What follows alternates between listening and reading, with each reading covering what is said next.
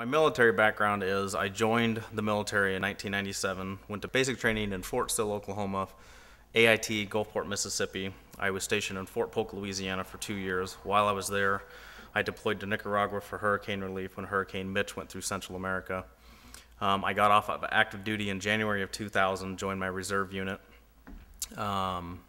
in February of 2000, and then on Valentine's Day of 2003, got activated back to active duty to go to Iraq. Left for Iraq in May of 03, got home May of 04, and then my ETS date, my exit date from the Army, was June of 2005. I have never been a Democrat or Republican. I've never labeled myself one. I've always voted for who makes sense.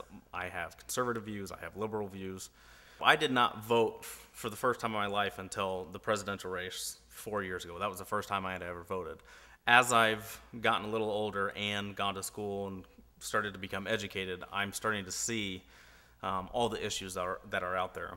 The first time that I met Nels Ackerson, he was really the first politician that I'd ever really got to know and sit down and meet face-to-face, one-on-one, without any bias or anybody else asking questions. It was just him and I talking.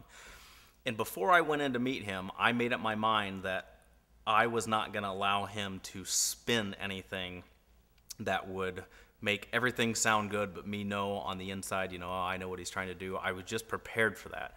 And when I sat down with Nels, it was like sitting down with a guy in my back home mom and dad's tavern that just was concerned about the issues, was not partisan one way, that he was a Democrat, he was a Republican. I never would have known that he was a Democrat or a Republican before I sat down to talk to him. He made everything sound like it just made sense and it was for a purpose. I left meeting Nels for that day and I went home and told my wife and said, that is a politician wrapped in a blanket that all politicians should be wrapped in. He's just completely different from anybody else I'd ever met.